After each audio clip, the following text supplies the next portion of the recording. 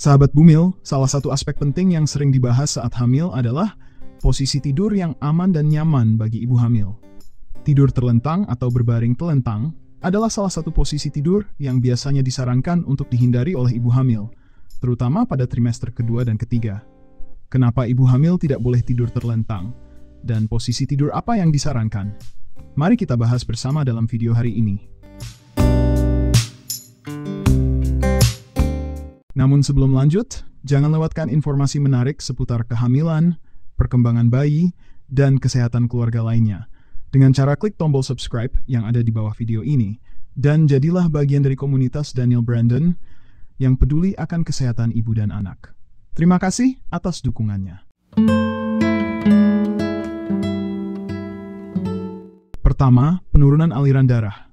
Tidur terlentang dapat menyebabkan penurunan aliran darah ke plasenta dan janin. Posisi ini dapat menyebabkan tekanan pada vena cava inferior, yaitu vena besar yang mengembalikan darah dari tubuh bagian bawah ke jantung. Ketika vena ini tertekan oleh berat rahim yang membesar, aliran darah dapat terhambat, mengurangi suplai oksigen dan nutrisi ke janin. Kedua, penurunan tekanan darah. Tidur terlentang dapat menyebabkan penurunan tekanan darah pada ibu hamil. Hal ini terjadi karena tekanan pada vena cava inferior mengurangi aliran darah kembali ke jantung, yang pada gilirannya dapat menyebabkan penurunan output jantung dan tekanan darah. Penurunan tekanan darah ini bisa membuat ibu hamil merasa pusing, lemah, atau bahkan pingsan.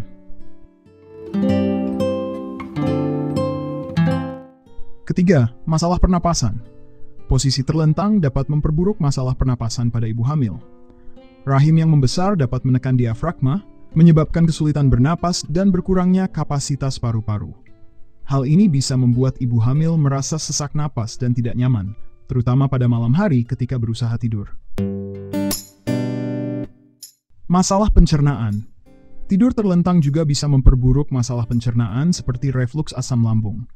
Rahim yang membesar dapat menekan perut, menyebabkan isi lambung naik kembali ke kerongkongan.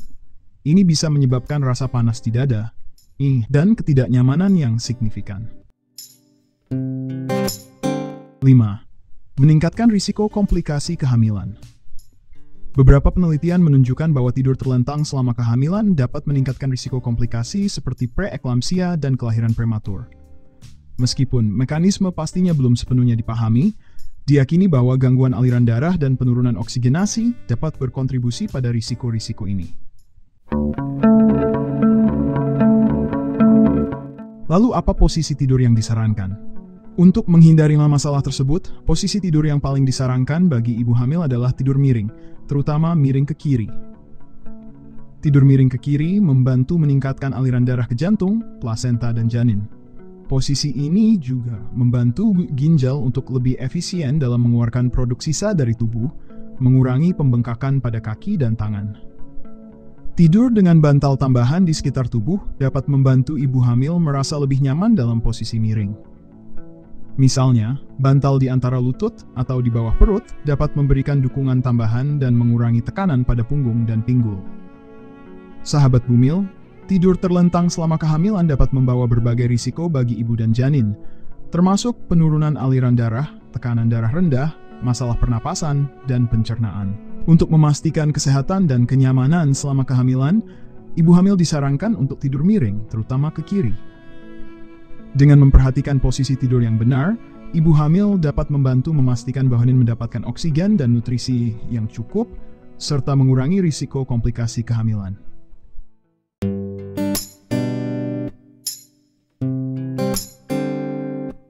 Sahabat Bumil, proses kelahiran adalah salah satu momen paling mendebarkan dan penuh makna dalam kehidupan manusia. Mungkin sahabat Bumil juga merasakan hal yang sama.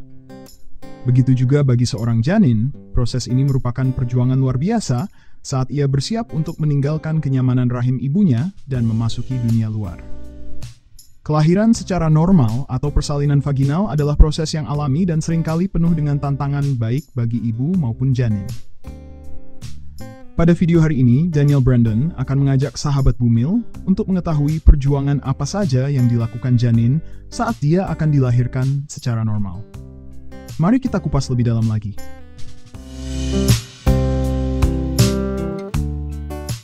Namun sebelum lanjut, jangan lewatkan informasi menarik seputar kehamilan, perkembangan bayi, dan kesehatan keluarga lainnya dengan cara klik tombol subscribe yang ada di bawah video ini, dan jadilah bagian dari komunitas Daniel Brandon yang peduli akan kesehatan ibu dan anak.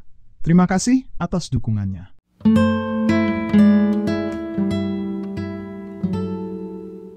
Kita mulai dari tahapan yang akan dilalui oleh janin. Tahap pertama, pembukaan serviks. Perjuangan janin dimulai saat ibu memasuki tahap pertama persalinan, yaitu tahap pembukaan serviks. Selama tahap ini, kontraksi rahim secara bertahap membuka serviks hingga mencapai pembukaan penuh sekitar 10 cm. Kontraksi ini bukan hanya tugas ibu, janin juga berperan aktif dalam proses ini.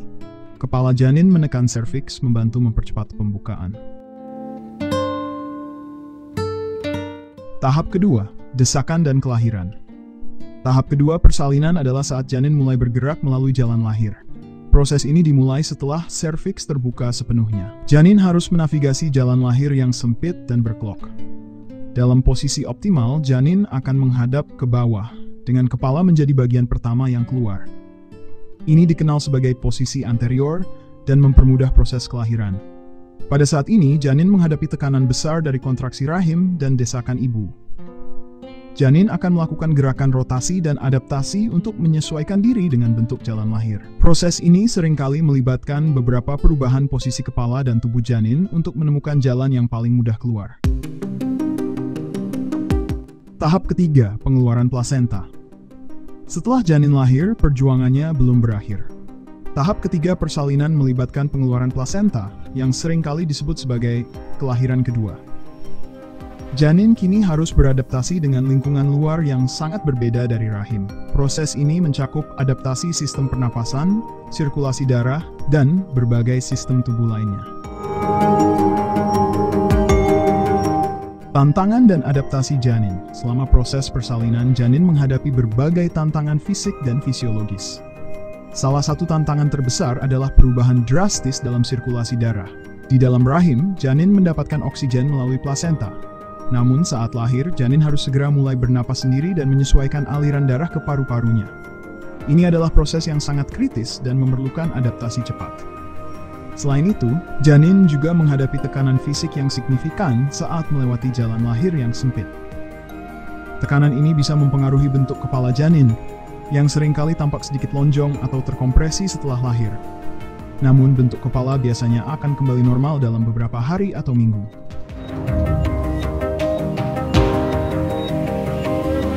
Peran ibu dalam perjuangan janin. Perjuangan janin saat akan dilahirkan secara normal tidak terlepas dari peran aktif ibu. Ibu memberikan dukungan penting melalui kontraksi rahim dan desakan yang membantu mendorong janin keluar. Selain itu, kesehatan dan kondisi fisik ibu selama kehamilan juga berpengaruh besar pada kelancaran proses persalinan. Jadi sahabat Bumil, kelahiran secara normal adalah proses yang kompleks dan penuh tantangan, baik bagi ibu maupun janin. Bagi janin, ini adalah perjuangan pertama dalam hidupnya. Sebuah transisi dari dunia dalam rahim ke dunia luar yang memerlukan kekuatan dan adaptasi luar biasa. Dengan dukungan dan upaya bersama, ibu dan janin dapat melewati proses ini dengan sukses, membuka lembaran baru dalam kehidupan mereka.